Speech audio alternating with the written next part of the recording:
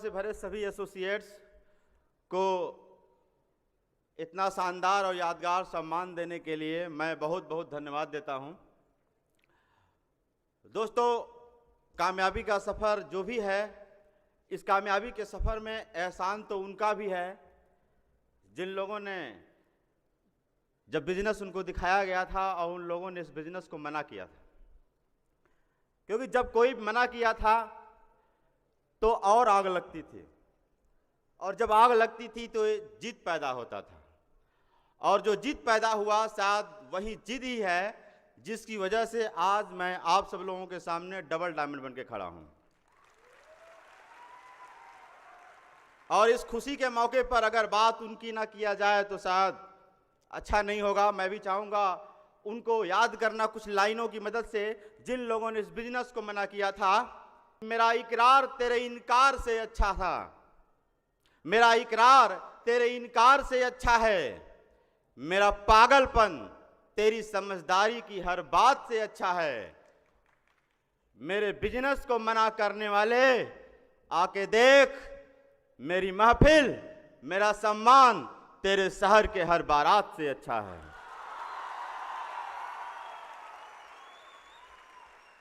दोस्तों, कुछ लोग यहाँ पर साथ जिनसे मेरी पहली मुलाकात है, मैं first of all I would like to introduce my self. मैं कुछ नहीं, केवल सपनों और खुशियों का व्यापार करता हूँ।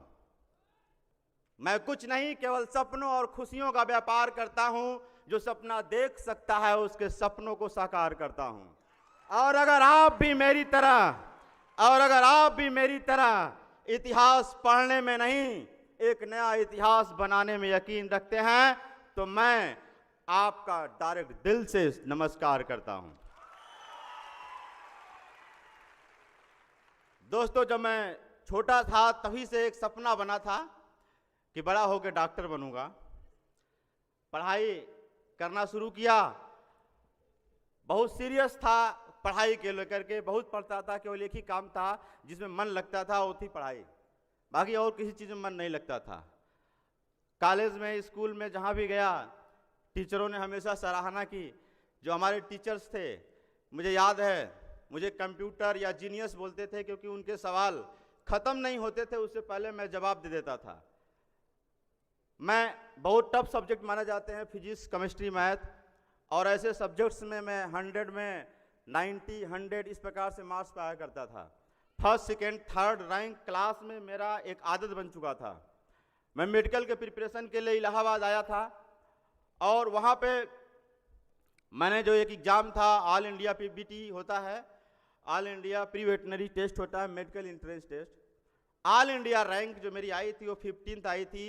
और इलाहाबाद और कानपुर के ऐसे कई सारे चौराहे थे जहाँ पर फ्लैक्स में, बोर्ड पे, होर्डिंग पे मेरी फ़ोटो लगा दिया गया था।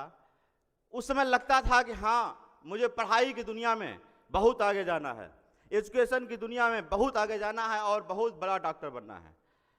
मैंने सन 2006 में CPMT क्वालिफाई किया। कंबाइंड प्री मेडिकल टेस्ट हमारे यूपी में होता है, और कानपुर में एक बहुत बेहतरीन कॉलेज है, गणेश शंकर विद्यार्थी मेमोरियल मेडिकल कॉलेज। मैंने वहाँ पे education as a MBBS student मैंने शुरू किया, और मैं वहाँ पे पढ़ाई कर रहा था।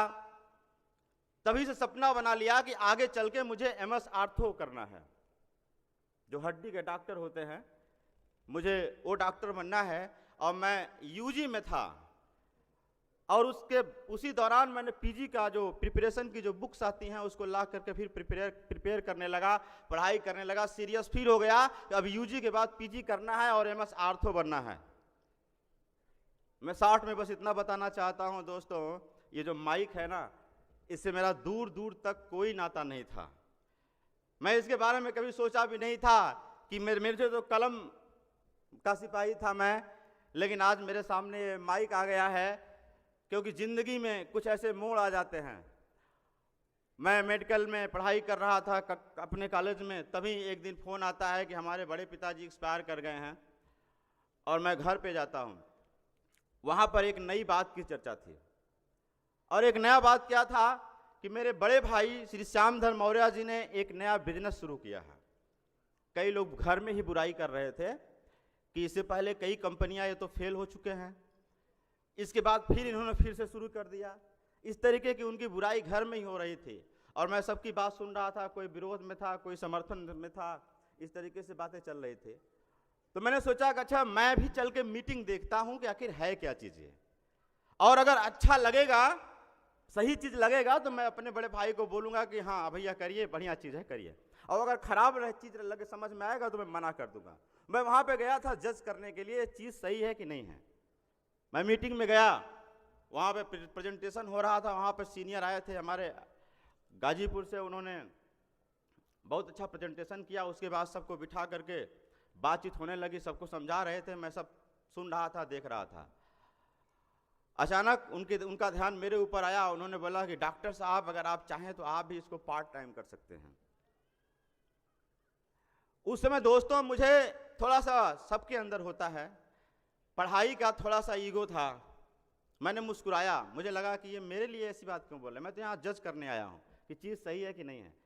लेकिन जब उन्होंने बोला तो मैंने मुस्कुराया और मैंने मज़ा लेने के लिए, ऐसे ही परेशान करने के लिए उनसे पूछ लिया कि सर मैं MBBS की पढ़ाई करता हूँ, मुझे बहुत बड़ा डॉक्टर बनना है, भला एक MBBS डॉक्टर को सेब साफ क्यों करना चाहिए। उन्होंने बोला कि यहाँ पर आपको बहुत पैसा मिलेगा। मैंने बोला कि सर मेडिकल के जो डॉक्टर होते हैं उनके पास पैसे की कमी नहीं होती है, वो भी बहुत पैसा कमाते हैं। उन्होंने बोला यहाँ पे बहुत सम्मान मिलेगा। मैंने बोला कि सर हमारे यहाँ पे मेडिकल में अगर कोई बंदा किसी का इलाज कर देता है तो लोग उसको धरती का भगवान बोलते हैं और उसकी बड़ी इज्जत करते हैं। डॉक्टर का भी बहुत इज्जत होता है, बहुत सम्मान होता है। उन्होंने बोला यहाँ पे पर्सनालिटी डेवलपमेंट होता है। मैंने कहा सर हमारे मेडिकल कॉलेज में रैगिंग होती है और उसमें अच्छों की पर्सनालिटी सही कर दी जाती है। वो जो कुछ भी बोल रहे थे, मैं अपने ज्ञान से, या ईगो कह सकते हैं आप, अपने ईगो से उनकी हर बात को मैं काट दे रहा था। वो निराश हो गए, हताश हो गए। फिर उन्होंने लास्ट में बोला डॉक्टर साहब मैं आपसे एक सवाल पूछना चाहता। मैंने कहा पूछिए। उन्होंने बोला मैं मानता हूं कि आप अगर डॉक्टर बन जाओगे बहुत पैसा कमाओगे। मैंने कहा हाँ इसमें कोई शक नहीं है, करोड़ों रुपया आप सालाना कमा सकते हो। मैंने कहा हाँ 1 करोड़ 2 करोड़ 3 करोड़ 4 करोड़ कुछ भी डॉक्टर कमा सकता है। उन्होंने बोला भगवान न करे ऐसा, भगवान न करे ऐसा हो, लेकिन फिर भी दुनिया में कुछ भी हो सकता है। अगर किसी बीमारी की वजह से या एक्सीडेंट की वजह से आप दुनिया से एकाएक चला जाते हैं तो अगले साल, जिस साल आपकी डेथ होगी उसके अगले साल आपके परिवार को कितना पैसा जाएगा। मैंने बोला अरे यार जब मैं दुनिया में नहीं रहूँगा, मैंने बोला मैं दुनिया में नहीं रहूँगा तो फिर मेरे परिवार को पैसा क्यों जाएगा। उन्होंने बोला उसके अगले साल कितना पैसा जाएगा आपके परिवार को। मैंने बोला अरे जब मैं दुनिया में नहीं रहूँगा तो मेरे परिवार को पैसा क्यों जाएगा। उन्होंने बोला उसके अगले साल कितना पैसा जाएगा आपके परिवार को। मैं अभी खींच गया। मैंने बोला अरे भाई क्या मरने के बाद भी कोई पैसा पाता है क्या। उन्होंने बोला हाँ, सेब साफ एक ऐसा बिजनेस है जहां पे मरने के बाद भी लोगों को पैसा मिल रहा है। मैंने बोला कि ये कैसे हो गया। उन्होंने बताया कि हमारे गाजीपुर में एक स्वर्गीय श्री श्यामचंद्र बिंद जी हैं जिनके मरने के बाद आज उनके परिवार को पैसे जाते हैं। जब मैंने बात सुना तो मेरे अंदर एक अजीब सा जैसे बिजली दौड़ती है कि ऐसा कैसे हो सकता है कि मरने के बाद भी परिवार को पैसे जाते हैं। विश्वास नहीं हुआ, लेकिन मेरे दिमाग में एक बात उस समय एहसास हुआ। भगवान ने सोचने समझने की क्षमता दिया था और उस पॉइंट पे, उस मोमेंट पे मुझे एक बात एहसास हुआ कि जिस ज्ञान का मैं घमंड करता हूँ, बहुत सारे लोग इस दुनिया में होते हैं जो थोड़ा सा स्कूल में कॉलेज में बढ़िया कुछ कर जाते हैं, थोड़ा सा डिग्री ले लेते हैं, एजुकेशन ले लेते हैं, तो उनके अंदर एक घमंड हो जाता है, ज्ञान का घमंड हो जाता है। मेरे अंदर ये बात पहली बार महसूस हुआ कि अगर जिस बात को लेकर, जिस ज्ञान को लेकर के, मैं जिस कॉन्फिडेंस को लेकर मैं आज घमंड कर रहा हूं, मैं जिस दिन दुनिया में नहीं रहूंगा वो परिवार के लिए वो मेरी डिग्री मिट्टी हो जाएगी। अगर कोई, मैं दुनिया से चला जाऊंगा और कोई मेरे परिवार को मेरी डिग्री दे दे, बोले किस काम की है, तो लोग बोलेंगे किसी काम की नहीं है। मैं उस चीज़ पे घमंड कर रहा था। मुझे पहली बार एहसास हुआ, जो मैं डिग्री हासिल किया हूं बहुत मेहनत से, मैं जब दुनिया से जाने लगूंगा, बुजुर्ग हो जाऊंगा, जब मन करेगा कि अब दुनिया से जाने का वक्त आ चुका है, अपने बच्चों को कुछ दे के जाऊं, तो मैं अपने बच्चों को अपनी डिग्री नहीं दे सकता कि ले बेटा बड़ा मेहनत से मैंने हासिल किया है, अब तू भी इसको पकड़, अब इसके बाद तू कमा। ये मुझे पहली बार एहसास हुआ कि जिसको मैं अपना समझता हूं, जिस डिग्री को, वो मेरी है कहाँ। अगर अपनी होती तो दे देता कि नहीं दे देता। अपनी होती, लगा कि ये तो डिग्री किराए की है यार, जो मैं किसी को दे नहीं सकता। जिसके प्रति बहुत अपनापन था, पहली बार वो चीज मुझे पराई लगी। और ये बात मेरे दिमाग में चल रहा था, तभी सीनियर ने एक दूसरा तीर छोड़ दिया। उन्होंने बोला कि डॉक्टर साहब, अगर आप बढ़िया सक्सेसफुल डॉक्टर बनेंगे तो आपका परिवार खुशहाल हो जाएगा। मैंने कहा हाँ, खुशहाल तो होगा। उन्होंने बोला क्या आपके घर में कार आ जाएगी? मैंने कहा हाँ, बहुत बढ़िया बढ़िया कार आ जाएगी। क्या आपके बच्चे बढ़िया स्कूल पढ़ेंगे? मैंने कहा हाँ, बढ़िया स्कूल पढ़ेंगे। उन्होंने बोला क्या आपका बंगला बनेगा? मैंने कहा हाँ। क्या आप देश विदेश की यात्रा करेंगे? हमने कहा हाँ। उन्होंने कहा डॉक्टर साहब, लेकिन केवल आपका, आपके ज्ञान से, आपकी डिग्री से, आपकी मेहनत से, आपकी योग्यता से केवल आपका भला हो रहा है। क्या ऐसा संभव है? उस डिग्री से, आपके वजह से, आपकी मेहनत से हजारों लोगों का भला हो सकता है। हजारों लोगों के बच्चे क्या अच्छे स्कूल पढ़ सकते हैं? क्या हजारों लोगों के बच्चे कि बेटियों की शादी बढ़िया स्कूल घर में हो सकती है? क्या हजारों लोग बढ़िया परिवार में कार आ सकती है? मैंने कहा अरे यार, मैंने मेहनत किया है तो मैं मेरा परिवार खुशहाल होगा ना। बोला नहीं डॉक्टर साहब, अगर शेफ साहब में आप डायमंड बन जाओ, अगर शेफ साहब में आप डायमंड की डिग्री ले लो, तो आपकी मेहनत से, आपकी योग्यता से, आपके इस हुनर से, आपके ज्ञान से, एक नहीं, केवल आपका नहीं, हजारों लाखों घरों में कारें जा सकती हैं। हजारों लाखों घरों में बेटियों की बढ़िया शादी हो सकती है। हजारों लोगों का बंगला बना सकते हैं आप अपनी योग्यता से। मुझे पहली बार ऐसा लगा कि यार, मेरी योग्यता जो है, क्या केवल मैं इसके अपना भला करूं? नहीं, मुझे दूसरों के लिए भी कुछ काम करना चाहिए। मेरी योग्यता इतनी छोटी नहीं है। मैंने मेहनत जरूर किया है, लेकिन मेरा इतना छोटा नहीं है कि मैं केवल अपना काम कर पाऊं, मैं अपना घर बना पाऊं, दूसरों का घर ना बना पाऊं। मेरे पास कोई जवाब नहीं था। मैंने सीनियर से बोला कि सर, मैं बस एक चीज जानना चाहता हूं इस समय, बस इतना बता दीजिए कि जल्दी से जल्दी शेफ साहब में डायमंड कैसे बनते हैं। मुझे डायमंड बनना है। दोस्तों, एक वो दिन था और एक आज का दिन है। एक वो दिन था, एक आज का दिन है। 25,000 लोगों का नेटवर्क बना के आया हूं, 2 डायमंड लेकर के आया हूं आज इस बिजनेस में, और खुद डबल डायमंड बन के आया हूं। मैंने बहुत पैसा कमाया शेफ साहब से, इस बात की खुशी तो है, लेकिन सबसे बड़ी खुशी इस बात की है कि जो डायमंड हमारे टीम में 2 हुए हैं, उनके भी घर में 50 लाख रुपया जा चुका है। उनकी भी वाइफ मोटरसाइकिल पे धूप में नहीं चलती हैं, कार से चलती हैं। इस बात की ज़्यादा खुशी है। आज 35 से ज़्यादा लोग हमारी टीम में, आज ऐसे घर हैं जहां पे कारें आ चुकी हैं। इस बात की बहुत तसल्ली है कि डॉक्टर होता तो केवल बीमारी ठीक करता, लेकिन शेफ साहब में डायमंड उन लोगों की जिंदगियां ठीक कर रहा हूं। क्या मुझे जिंदगी ठीक करना चाहिए? लोगों की जिंदगियां ठीक करना चाहिए। लेकिन दोस्तों, ये शुरुआत में लोग जो विश्वास किए थे, मैं उनकी बात कर रहा हूं, वो डायमंड हो गए हैं। लेकिन ऐसा नहीं है कि शुरुआत में केवल उनको बताया गया था, बहुत सारे लोगों को बताया गया था। मुझे याद है, मेरा एक मित्र था, अभी भी है, वो जॉब में था। मैंने उसको बताया, उसको समझाया था, लेकिन उसने ये बात, एक डायलॉग मार दिया कि मुझे नेटवर्किंग पसंद नहीं है। उसने बोला ये कोई काम है, मुझे नेटवर्किंग नहीं पसंद है, और उसने इस बिजनेस को मना कर दिया। और जब मैं काम करता था, मेरे बारे में हाल चाल लेता रहता था और मेरा मजाक भी उड़ाता था, बहुत मजाक उड़ाया है। एक दिन, अभी 2-4 महीने पहले की बात है, वो हमारे बनारस में मैं रहता हूँ, और वहाँ पर वो आया और बोला कि विजय, आपसे मिलना चाहते हैं।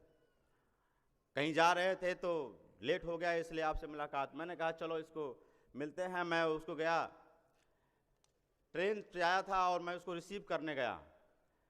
जब मेरी उनसे मुलाकात हुई तो मैं उसको देख रहा था, लेकिन वो मेरे पूरे शरीर को देख रहा था, और बोला विजय बहुत बदल गए हो। उसने बोला विजय, उसकी नज़र मेरे हाथ में एक मोबाइल थी, आईफोन था, उस पर पड़ गई। दोस्तों, उसने बोला कि विजय, मोबाइल बड़ा अच्छा लग रहा है यार, ये कब ले लिए? मैंने कुछ नहीं बोला, मैं टाल रहा था। फिर बोला कितने की है। मुझे याद आ गया जब वो मेरा मजाक उड़ाता था। मैंने सोचा कि आज अच्छा मौका है, आज मैं भी इसको बदला लेते हैं। उसने बोला कितने का है। मैंने बोला जितने की तुम मोटरसाइकिल से चलते हो उससे भी ज्यादा रेट की है।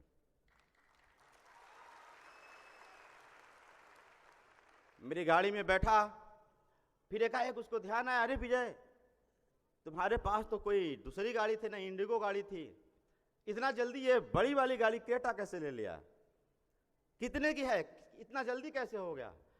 मैंने बोला इतना जल्दी केवल एक चीज से होता है जो तुम पसंद नहीं करते, और उसका नाम है नेटवर्किंग। नेटवर्किंग से ही ऐसा हो सकता है, नेटवर्किंग के काम से ऐसा हो सकता है। उसके चेहरे उड़ गए। मैं उसको अपने घर पे ले गया, अपने फ्लैट पे ले गया, और वहां पर जब फ्लैट देखा तो अच्छा लगा। उसको बोला कि विजय कितना किराया देते हो इसका। मैंने सोचा कि अगर अभी तो आधा मर चुका है, अगर पूरा बता देंगे तो शायद बेहोश हो जाए। मैंने बोला पहले नीलम को कि पहले इसको पानी वानी पिलाओ, ठंडा ठंडा पिलाओ, इसको थोड़ा सा दिमाग सही हो जाए तब बात करते हैं। उसके बाद फिर जैसे ही वो पानी पिया फिर बोला वो, क्योंकि लोगों के अंदर जलन होती है, मुझसे बहुत जलता था।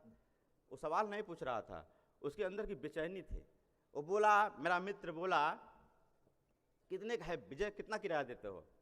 मैंने बोला देख अभी कुछ दिन पहले मैं ये जो सामने बैठी हैं हमारी वाइफ, यही इसकी मालकिन है, और इन्हीं से पूछ लो मुझसे कितना किराया लेते हैं। वो मुंह में मीठा लिया था, ना अंदर जा रहा था ना बाहर जा रहा था, किसी तरीके से निगल लिया। और जानते हैं उसने किराया नहीं पूछा कितना, रेंट नहीं पूछा कितना लगता है, उसने क्या पूछा, ये बता कि सेफ शॉप में इस समय ज्वाइनिंग कितने की होती है। बात केवल मेरे मित्र की नहीं है दोस्त, बहुत सारे ऐसे लोग मिलते हैं, हमें भी मिले थे और आपको भी मिलते हैं, जो ये डायलॉग मारते हैं कि मुझे नेटवर्किंग नहीं पसंद है। उनको पता नहीं है कि नेटवर्किंग क्या चीज है। अगर नेटवर्किंग को स्वीकार करना छोड़ दें तो जीना हराम हो जाएगा। जिस मोबाइल का यूज करते हैं, क्या वो मोबाइल की कंपनी नेटवर्किंग करती है कि नहीं करती है। घर में जो टीवी चलाते हैं, क्या टीवी का मालिक जो टीवी बेचता है क्या नेटवर्किंग करता है कि नहीं करता है। जो एलपीजी गैस घर में जिसपे खाना बनता है, क्या उसका जो ओनर है वो नेटवर्किंग करता है कि नहीं करता है। घर में जो टीवी लगा है, घर में जो एसी लगा है, घर में जो फ्रिज लगा है, क्या उसका मालिक नेटवर्किंग करता है कि नहीं करता है। क्या जिस मोटरसाइकिल से चलते हैं, हीरो होंडा बजाज बहुत सारी मोटरसाइकिलियां हैं, मोटरसाइकिल्स हैं, बाइक्स हैं, क्या जो उसका मालिक है वो नेटवर्किंग करता है कि नहीं करता है। नेटवर्किंग को अगर अस्वीकार कर दिया जाए तो क्या कोई जी सकता है क्या। फिर भी ना समझ लोग बोलते हैं कि हमें को नेटवर्किंग नहीं पसंद है। दोस्तों मैं आपको एक सवाल पूछना चाहता हूं, आपने कोई बंदर और मदारी का खेल देखा है। क्या होता है, हम लोग जो छोटे थे तो गांव में आता था मदारी, बंदर लेके आता था, डमरू बजाता था, पूरा बंदर नाचते थे, बंदरियां नाचते थे, सारे लोग नाचते थे, और गेम खत्म होता था, वो चद्दर बिछाता था, लोग उससे पैसा फेंकते थे, कुछ जो भी जो समझ में आता था दे देते थे।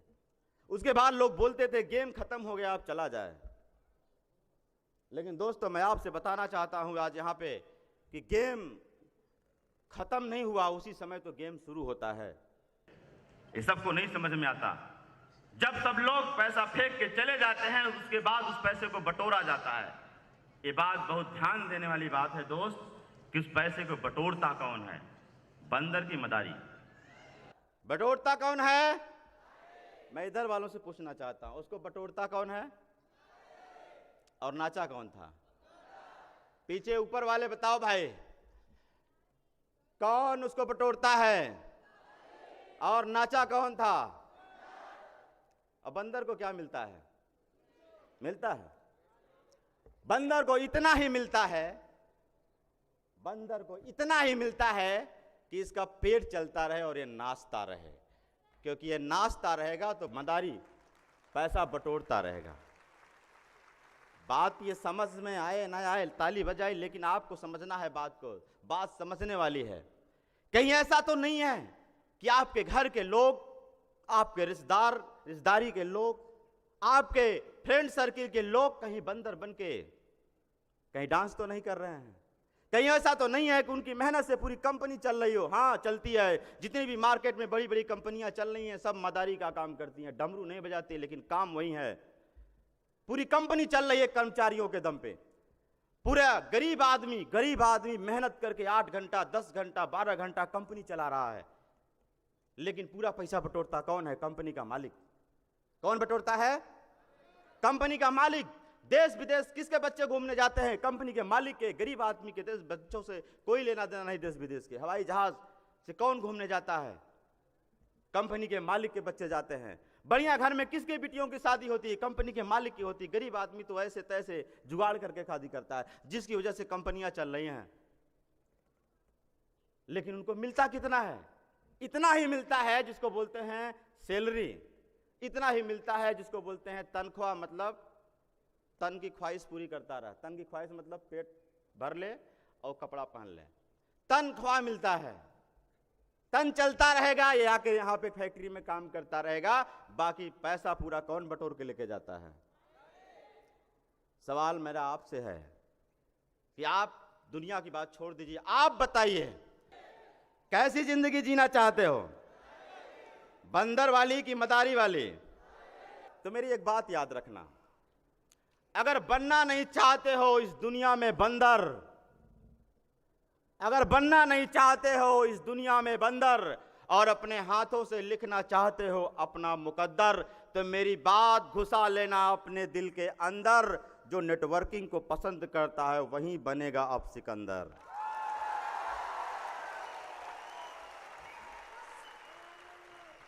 सिकंदर बनना है? बनना है? किसको किसको बनना है? एक पुरानी कहावत है, आप लोगों ने सुना होगा, मैंने भी सुना है, कि जब ऊपर वाला मेहरबान तो गधा भी। थोड़ा सा मॉडिफाई करना चाहता हूं, जब ऊपर वाला होता है मेहरबान तभी किसी को मिलता है नेटवर्किंग का प्लान। नेटवर्किंग का प्लान केवल उसको मिलता है जिसके लिए भगवान कुछ अच्छा करना चाहता है। मेरे भाई, ये मेरा एक्सपीरियंस बोलता है। और जिसको जिसको मिला है नेटवर्किंग का प्लान, ये समझ लेना कि कंपनी और सीनियर नहीं, ऊपर वाला आपके ऊपर मेहरबान है और आपके लिए कुछ अच्छा सोच रहा है। आज मैं अपने बारे में बताऊं, मुझे भी नेटवर्किंग पसंद है और इसका नतीजा क्या है, छोटी सी बात बताऊंगा कि मैं जब कॉलेज में था तो पैदल गया था।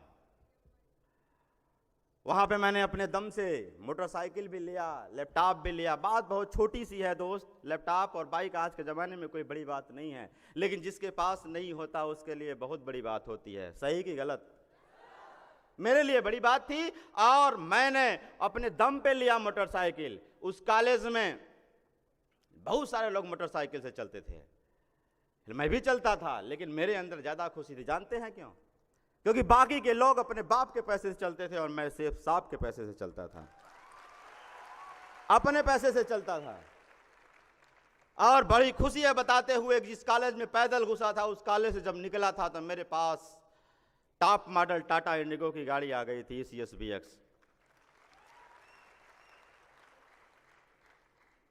Student number 1। लेकिन मैं आपको बताना चाहता हूं ये कैसे संभव हुआ। नेटवर्किंग को पसंद करने वाला ही स्टूडेंट नंबर 1 बन पाया।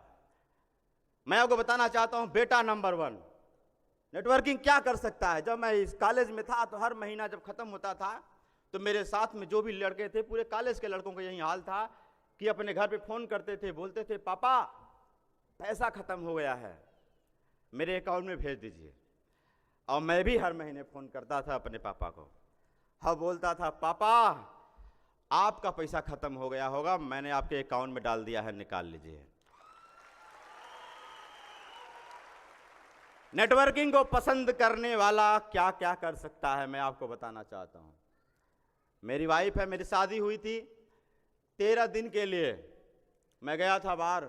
हनीमून शब्द होता है जो गरीबों को केवल सुनते हैं, गरीब लोगों की भाषा में, कि बस इसका नाम सुनते आए हैं, क्या भला है चीज़ नहीं मालूम, हम तो बस हनीमून का नाम सुनते आए हैं।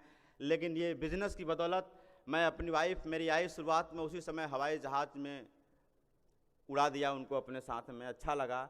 लेकिन बहुत सारे लोग फील्ड में ऐसे मिलते हैं दोस्त जो अपनी वाइफ को साइकिल और मोटरसाइकिल में धूप में टहला रहे हैं और बोलते हैं नेटवर्किंग नहीं पसंद है।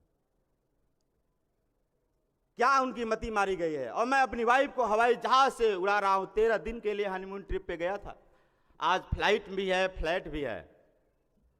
पति नंबर 1। मैं सबसे पहले इनका थोड़ा सा इंट्रोडक्शन देना चाहूँगा। ये मेरी बहुत अच्छी दोस्त हैं और वाइफ को एक बहुत अच्छा दोस्त होना चाहिए। इन्होंने बीपीएड किया हुआ है और गवर्नमेंट ये सर्विस करती थी एज ए टीचर, लेकिन मेरा साथ देने के लिए इन्होंने इस बिज़नेस के लिए इनका भी योगदान कम नहीं है और इन्होंने वो जॉब को छोड़ दिया मेरा साथ देने के लिए।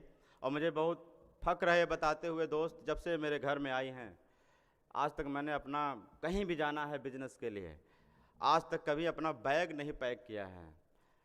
और ये मेरे ख्याल से हर वाइफ को ऐसा करना, इतना ध्यान देना चाहिए, क्योंकि जब कामयाब आपकी वाइफ हो, आप होंगे तो आपकी वाइफ भी साथ में खुशियों में शरीक होगी। तो करना चाहिए कि नहीं करना चाहिए। और इन्होंने मेरा एक नई नवेली आई थी तो हमारे एक्टिव अपलाइन थे, उन्होंने बोला कि आपको होस्टिंग करना है, मेमोसी बनना है एक प्रोग्राम में। मैंने इनसे बोला, कभी ज़िंदगी में स्टेज पे नहीं गई थी लेकिन साथ दिया मेरा, मना नहीं किया। हमारे आदरणीय सर का आदेश आया कि ताल कटोरा स्टेडियम में वहाँ पे इंटरव्यू होगा। छोटे छोटे बच्चे थे, बहुत दिक्कत थी, बहुत समस्या थी। नॉर्मली लोग मना कर देते हैं, लेकिन इन्होंने मना नहीं किया, मेरा साथ दिया।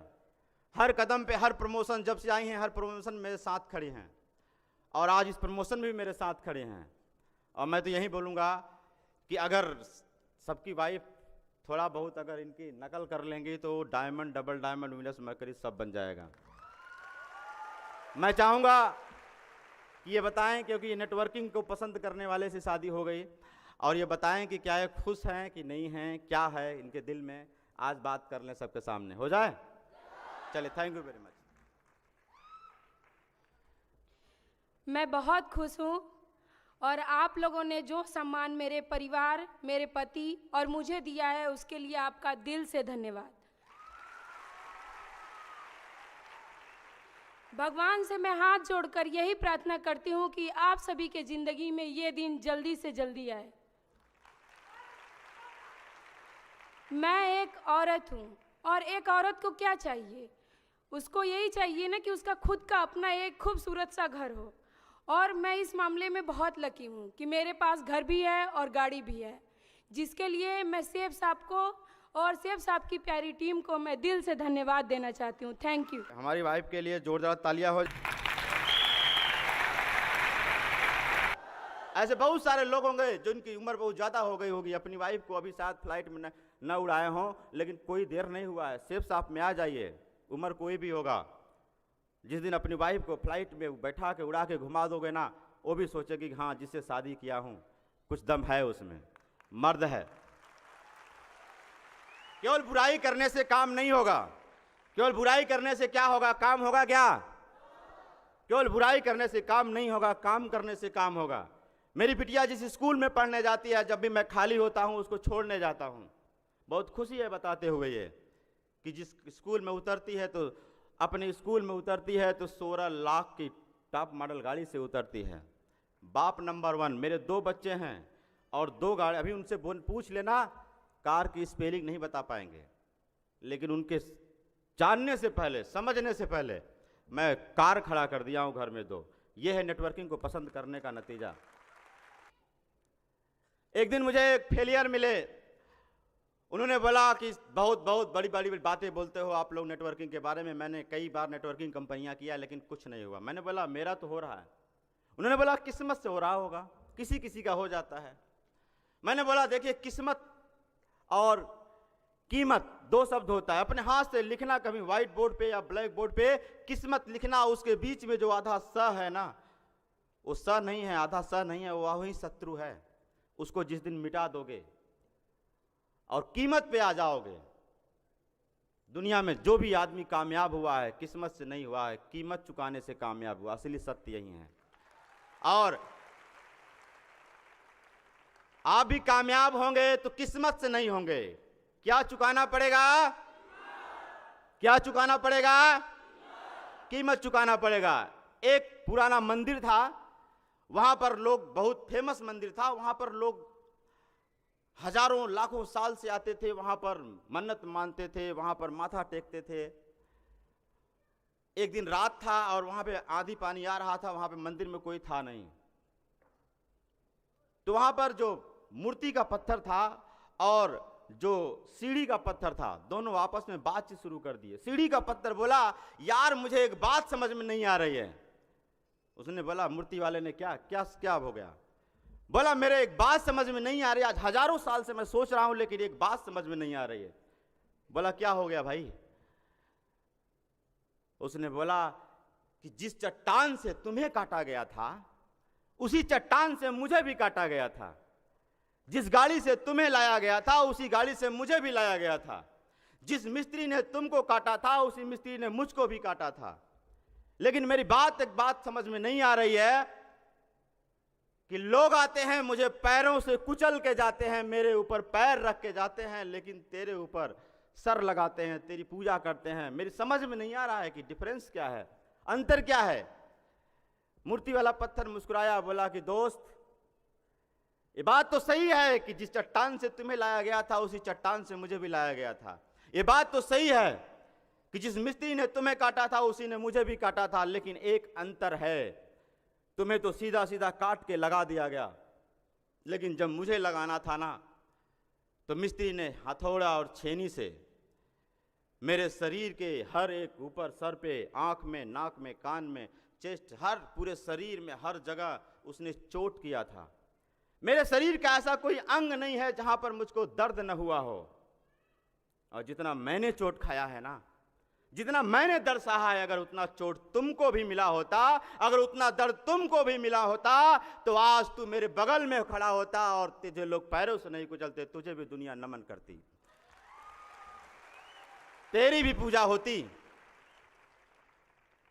दोस्तों, सेफ साहब बिजनेस में लोग आते हैं, थोड़ा सा उनको जब भगवान ऊपर वाला हथौड़ा मारता है तो कहते हैं कि काम खराब है, बोलते हैं कंपनी खराब है, और दूसरी कंपनी में भी चले जाते हैं कई लोग। क्यों चले जाते हैं? क्योंकि ऊपर वाला उनके ऊपर हथौड़ा मारना शुरू करता है। क्योंकि पूजा किसकी होगी? जो हथौड़ा को सह लेगा। किसकी पूजा होगी? और कई लोगों को जब सेफ साहब बिजनेस में आते हैं और हथौड़ा शुरू होता है ना, तो भाग जाते हैं, बंद हो जाते हैं, दूसरी कंपनी में चले जाते हैं। और दूसरी कंपनी में जाके सोचते हैं यहां सक्सेस हो जाएंगे। यार, कंपनी बदल लिए, क्या भगवान बदल पाओगे क्या? भगवान की तो आदत वहीं रहेगी। कौन सी आदत? हथौड़ा मारेंगे। सम्मान से पहले, तरक्की से पहले आपकी जिंदगी में बहुत सारे हथौड़े पड़ेंगे। सिर्फ आप बिजनेस में आप आओगे, ये बात मेरी याद रखना, सिर्फ आप बिजनेस में आप आओगे, जिसको सोचोगे ये तो मेरा बहुत सगा है, ये तो मेरा बड़ा संबंधी है, बहुत जल्दी मैं एक बात बोल दूंगा, मैं ज्वाइन कर जाएगा, वो ज्वाइन नहीं करेगा। मतलब भगवान ने पहला हथौड़ा मारा है। जिसको सोचोगे ये काम करेगा, बहुत बढ़िया काम करेगा, जिसको सोचोगे ये बहुत बढ़िया काम करेगा, वो आदमी काम नहीं करेगा। भगवान ने दूसरा हथौड़ा मारा। ऐसा होता रहेगा, जिस डाउन लाइन को बहुत परवरिश करके, बहुत तकलीफ सह करके, बहुत त्याग करके बहुत कामयाब करोगे, हो सकता है वहीं डाउन लाइन आपकी बुराई शुरू कर दे, हो सकता है वहीं डाउन लाइन आपका साथ छोड़ के चली जाए। भगवान ऐसा भी हथौड़ा मारेगा।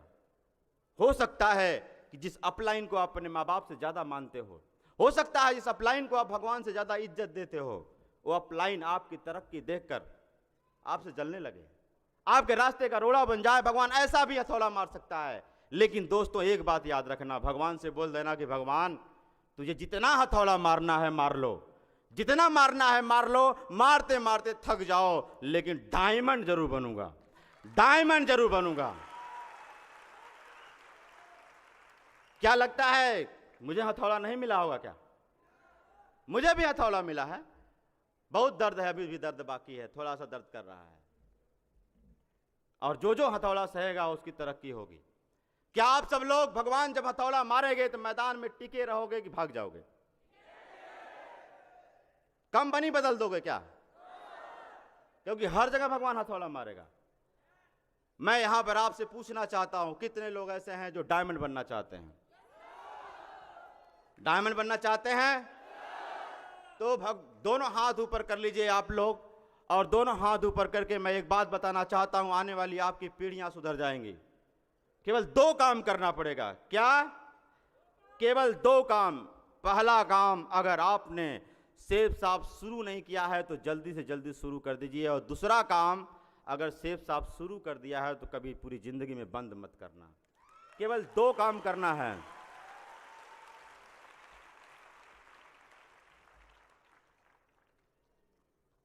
बस एक छोटा सा वादा करके जाऊंगा, 2020 से पहले वीनस बनकर दिखाऊंगा, और अगली बार क्रेटा से नहीं दोस्तों, 60 लाख की रेंज रोवर डिस्कवरी से आऊंगा।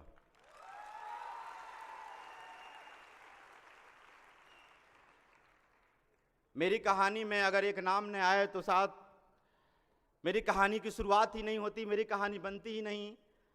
और वो नाम है मेरे सगे बड़े भाई मिस्टर श्यामधन मौर्य जी का। मैं चाहूंगा उनके लिए जोरदार ताली हो जाए।